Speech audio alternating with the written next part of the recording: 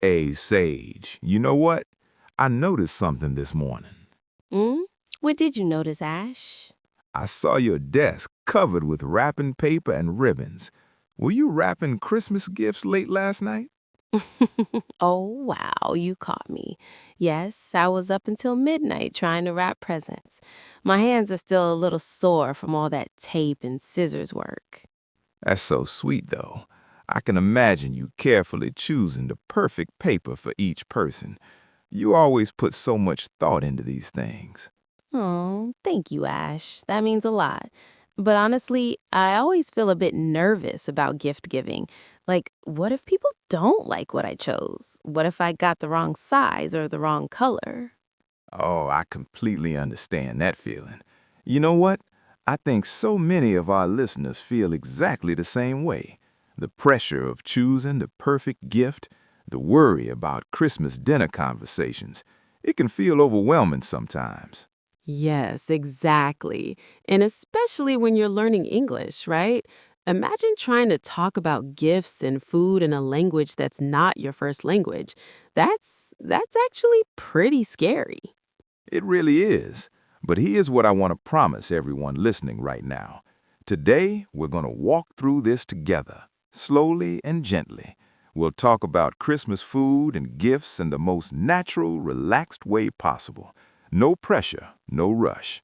And you know what else, Ash? By the end of this conversation, you'll have real phrases you can use. Simple, everyday expressions that will make you feel confident talking about Christmas with your friends or family. Exactly, Sage. Whether you're listening quietly right now or whether you want to practice speaking with us, both are completely okay. There's no wrong way to learn. So just relax, maybe grab a cup of tea or coffee, and let's have this conversation together. Sound good? Sounds perfect. Now, Sage, can I ask you something personal? Of course, go ahead. What's the first thing that comes to your mind when you think about Christmas? Is it the food, the gifts, the decorations? What is it? It's actually the smell. The smell of Christmas food cooking in the kitchen. When I was a child, I would wake up on Christmas morning and the whole house would smell like cinnamon, butter, and something sweet baking in the oven. That smell just made me feel safe and loved. Ah, that's beautiful. The smell of home. I feel the same way. For me, it's the sound of my mom in the kitchen, humming while she cooks. She would always start preparing Christmas dinner very early in the morning, maybe 6 or 7 o'clock. 6 in the morning. Wow, that's dedication. It really is. And you know what? I never understood why she started so early until I grew up and tried to cook Christmas dinner myself. Then I realized it takes so much time, so much planning. Oh, absolutely. My mom does the same thing. She makes lists weeks before Christmas. Lists of ingredients, lists of who's coming to dinner, lists of what dishes to prepare. She's so organized. That's smart, though, because Christmas dinner isn't just one dish, right? It's like 10 different things all happening at the same time. Exactly. And they all need to be ready at the exact same moment. The turkey needs to be hot, the vegetables need to be fresh, the dessert needs to be perfect. It's like it's like being a conductor of an orchestra, but the orchestra is food. I love that image, a delicious orchestra. Now, let me ask you this, Sage. What's the main dish at your family's Christmas dinner? What's the star of the meal? The star of the meal. I like that expression. For us, it's always roasted chicken. Not turkey, but chicken. My family isn't very big, so a whole turkey would be too much. That makes sense. A whole turkey can feed like 15 or 20 people. Right, so we roast a big chicken instead. My mom seasons it with herbs like rosemary and thyme. She rubs butter all over the skin so it gets crispy and golden. Mmm, that sounds incredible. And when you say crispy, you mean the outside is crunchy, right? Yes, exactly. The skin becomes crunchy and delicious, but the meat inside stays soft and juicy. We call that tender. The meat is so tender it almost falls off the bone. Falls off the bone. That means it's so soft you barely need to cut it. Exactly, Ash. What about your family? What's your main dish? We usually have beef, a big roasted beef with gravy. Oh, roast beef. That's fancy. It is special. My dad cooks it in the oven for maybe 3 or 4 hours. The whole house smells amazing. And the gravy is so important. Gravy. That's the brown sauce you pour over the meat, right? Yes, exactly. It's made from the juices of the meat mixed with flour and butter. It's rich and savory. Savory means it's not sweet, it's salty and full of flavor. I love gravy. We put gravy on everything, on the meat, on the potatoes, even on the vegetables. Same here. It makes everything taste better. Now, let's talk about side dishes. Those are the smaller dishes that come with the main food. Right. So, Ash, what side dishes does your family make? Oh, we have so many. Let me think. We always make roasted potatoes. My mom cuts the potatoes into chunks, coats them with olive oil and salt, then roasts them until they're golden and crispy on the outside. That sounds so good. Crispy roasted potatoes are one of my favorites. They're like comfort food. Comfort food. That's a perfect expression, Sage. Comfort food is food that makes you feel warm and happy inside. It reminds you of home and safety. Yes, exactly. Food that makes you feel good emotionally, not just physically. We also make mashed potatoes. Do you know mashed potatoes? Of course. Mashed potatoes are when you boil the potatoes until they're soft, then you mash them. You crush them with butter and milk until they're smooth and creamy. Exactly. My mom adds a little bit of garlic too, just a tiny bit. It gives the potatoes a gentle flavor. That sounds delicious. What other side dishes do you make? We always have a big salad. Fresh vegetables like lettuce, tomatoes, cucumbers, and we make a simple dressing with olive oil and lemon juice. A fresh salad is nice. It balances all the heavy, rich food. That's exactly why we have it. All that meat and potatoes and gravy can feel very heavy in your stomach. The salad makes you feel lighter. We do something similar. We make roasted vegetables, carrots, bell peppers, zucchini, all mixed together with herbs. Oh, I love roasted vegetables. When you roast them, they become sweet and soft. Yes, and a little bit caramelized. Caramelized means the natural sugars in the vegetables turn brown and sweet from the heat. That's a good word, caramelized. I'll remember that. And you know what else we can't forget? What? Bread. Fresh bread or dinner rolls. Oh, yes, bread is essential. We buy fresh rolls from the bakery. They're still warm when we bring them home. Warm bread with butter, there's nothing better. Nothing. You break open the roll, the steam comes out, and you spread butter inside. The butter melts immediately. Okay, now I'm getting really hungry, Sage. Me too. But we have to talk about dessert. We can't forget dessert. No, we definitely cannot forget dessert. Dessert might be the most important part.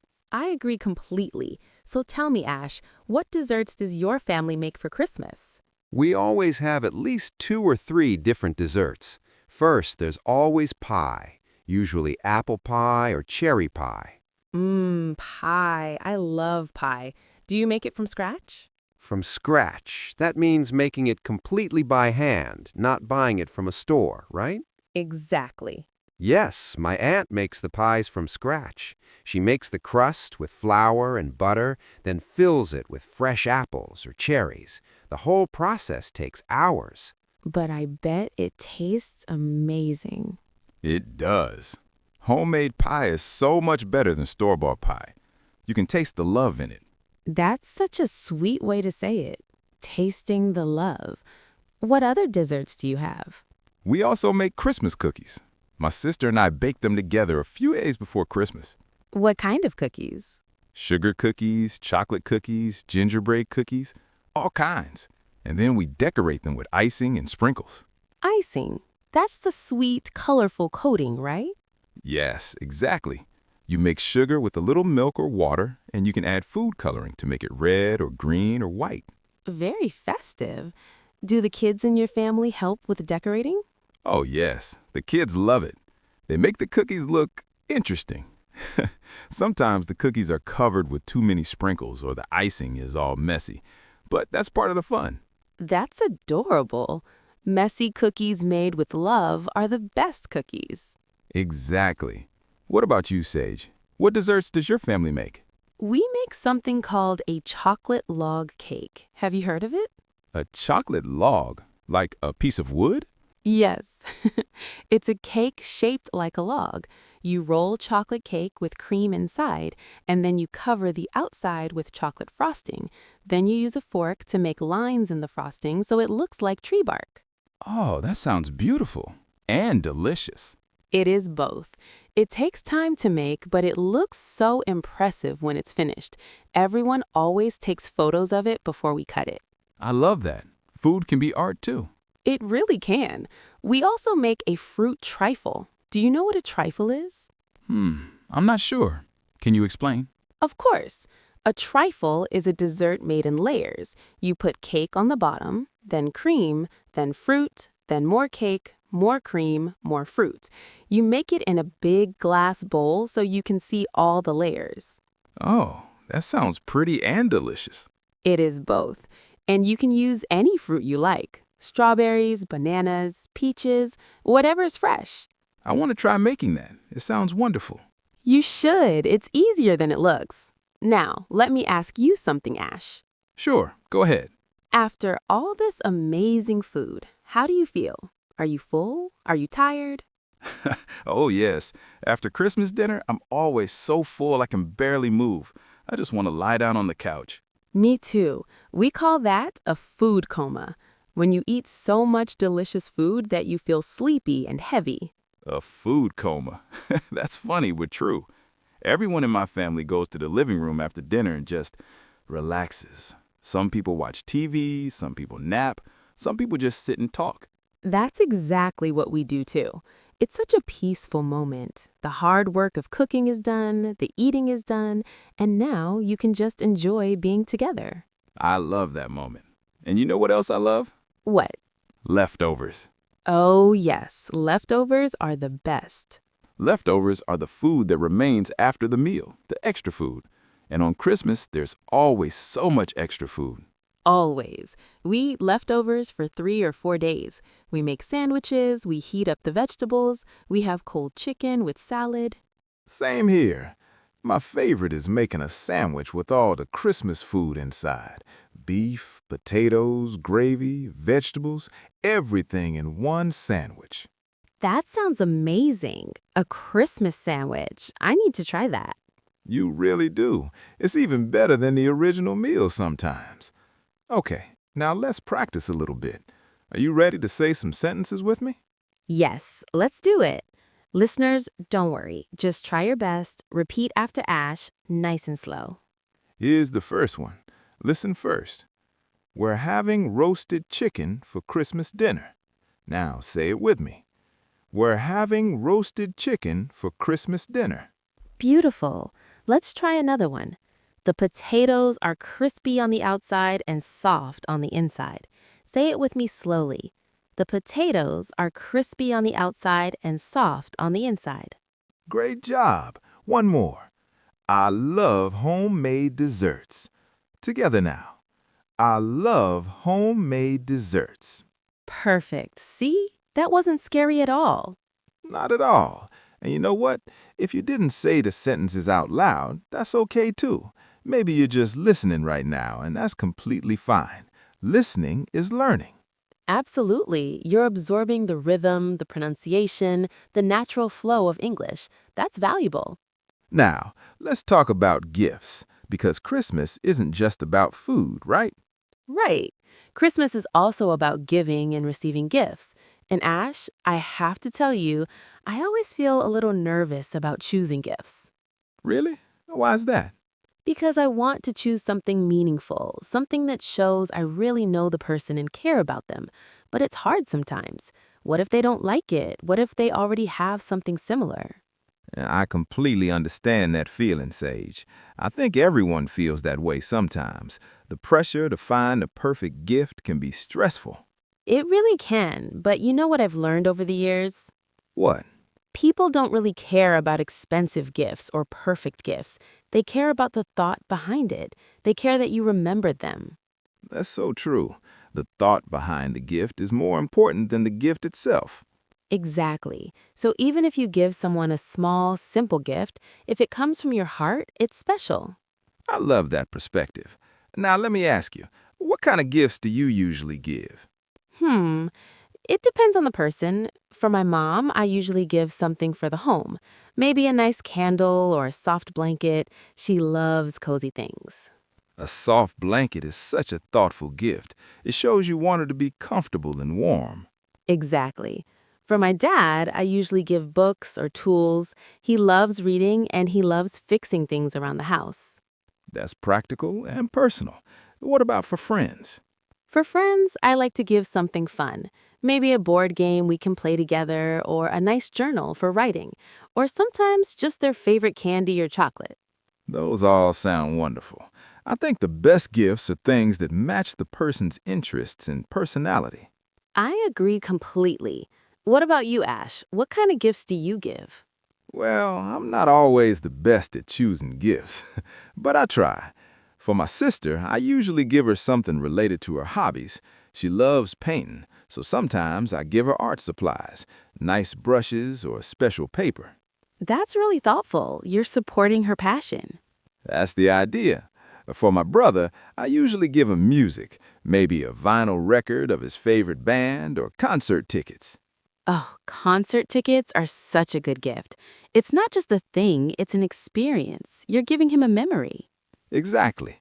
Experiences can be better than objects sometimes. I think so too. Now, let's practice talking about gifts. Listeners, are you ready to try some sentences with us? Remember, there's no pressure. Just listen first, then try if you feel comfortable. Here's the first one. I'm giving my mom a soft blanket for Christmas. Say it with me.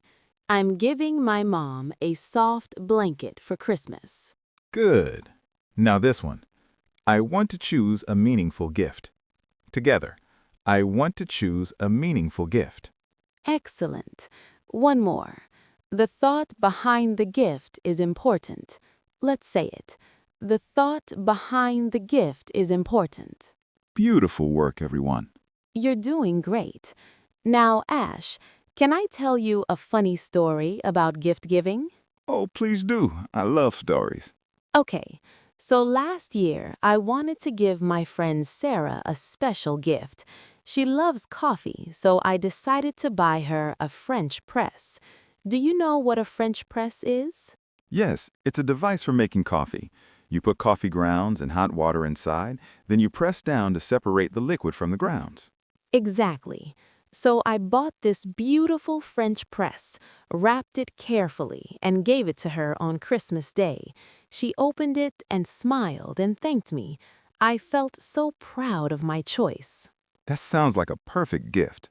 Well, here's the funny part. 2 days later, she told me she already had 3 French presses at home. 3. Oh, no. I felt so embarrassed, but you know what she said? What? She said, now I have 4, and each one reminds me of people who know I love coffee. That's actually really sweet. She made me feel better about it. That's such a kind response. She focused on the positive side. She did, and it taught me something. Even when a gift isn't perfect, it's still a symbol of caring. It's still valuable. That's a beautiful lesson, Sage.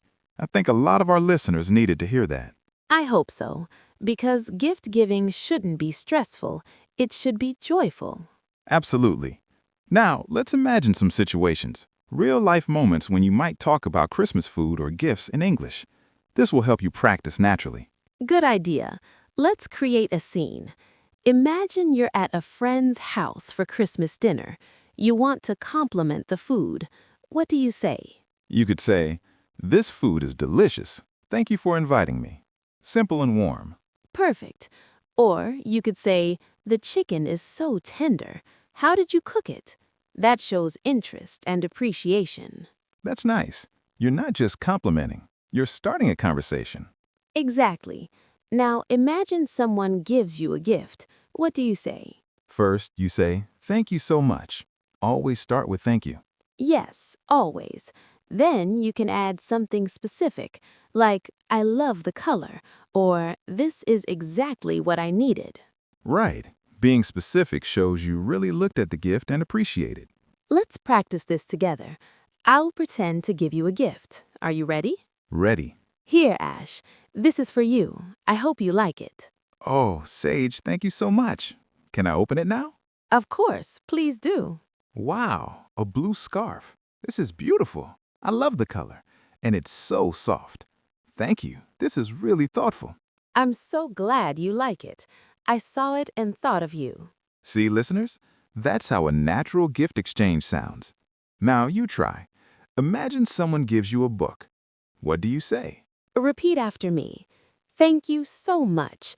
I've been wanting to read this book. Or you could say, "This is wonderful. I can't wait to start reading it." Both are perfect, natural and warm. Now, let me ask you something, Sage. When do you open gifts in your family? On Christmas Eve or Christmas morning? We open them on Christmas morning. We all gather in the living room, still in our pajamas, and we take turns opening gifts one by one. One by one. That must take a long time. It does, but it's nice. That way, everyone can see what each person received. We can share the joy together. I like that tradition. In my family, we open gifts on Christmas Eve, right after dinner. Oh, that's different. So you go to bed knowing what you received? Yes, and on Christmas morning, we can play with our new things or wear our new clothes. It's fun. Both ways are nice. Different families have different traditions. Exactly. And that's what makes Christmas special. Every family creates their own traditions. Speaking of traditions, do you have any special Christmas traditions beyond food and gifts? Yes, we always watch a Christmas movie together, usually something classic and feel good. Oh, we do that too. What movie do you watch? Different movies each year, but we always choose something everyone will enjoy, something funny and warm. That sounds cozy. We also sing Christmas songs together. My mom plays the piano and we all sing. That's lovely. Even if people can't sing well? Of course, especially if they can't sing well. The point isn't to be perfect. The point is to be together and have fun. I love that. Let's practice a few more sentences. Are you ready, everyone? Remember, you're doing great. Just try your best. Christmas traditions are important to my family. Say it with me. Christmas traditions are important to my family. Good. Now this one. We open gifts on Christmas morning. Together, we open gifts on Christmas morning. Excellent. One more. I love spending time with my family during the holidays. Let's say it. I love spending time with my family during the holidays. Beautiful. You're all doing wonderful work. You really are. And you know what? Even if you just listen to those sentences without saying them out loud, that's okay. You're still learning. You're absorbing the language. Progress isn't always loud. Sometimes progress is quiet. Sometimes it's just listening and understanding. Exactly, Sage. Now, I want to share something important with everyone listening. What's that? Learning English takes time. Building confidence takes time. And that's completely normal and okay. It is. You don't have to be perfect today or tomorrow or next week. You just have to keep practicing, keep listening, keep trying. And every small step counts. Every sentence you understand, every word you learn, every time you practice, all of that matters. It does matter. You're building something important. You're building your ability to communicate with the world. So be patient with yourself. Be kind to yourself. If you made mistakes today, that's okay. Mistakes are how we learn. If you felt nervous or shy, that's okay too. Nervousness is natural. What matters is that you showed up, you listened, you tried. And we're really proud of you for that. We really are, Ash. Now, before we finish, we want to hear from you. Yes, tell us in the comments, what's your favorite Christmas food, or what gift would you like to receive this year? Don't worry about writing perfectly. Just share your thoughts. Practice your English with us. And if you enjoyed this conversation, please give this video a like. It helps other learners find us. And subscribe to our channel, English Shadowing Daily Podcast. We create new episodes every day to help you practice naturally. Every day. That's important because daily practice, even just 15 or 20 minutes, makes a huge difference over time. It really does. Small daily steps create big results. So we'll be here tomorrow with another conversation, another chance to practice. Another chance to learn and grow. And remember, learning English isn't just about grammar or vocabulary. It's about connecting with people. It's about sharing ideas and stories. It's about being part of a bigger world. Exactly. And you're already doing that right now by listening to us. You're part of this community. You are, and we're so happy you're here. Before we go, let's try one final set of sentences together. These are about confidence and learning. Ready? Here we go. I'm learning English every day. Say it with me. I'm learning English every day. Good. I'm proud of my progress. Together. I'm proud of my progress. Beautiful. And the last one. I can do this. Nice and strong. I can do this. You really can. We believe in you. We do. So keep practicing, keep learning, and most importantly, keep being kind to yourself. Enjoy your Christmas celebrations. Enjoy the food. Enjoy the gifts. Enjoy the time with people you love. And we'll see you tomorrow for another conversation. Thank you so much for being here with us today. Yes, thank you. You made our day brighter. Take care, everyone, Happy learning. and happy holidays. Goodbye. See you tomorrow.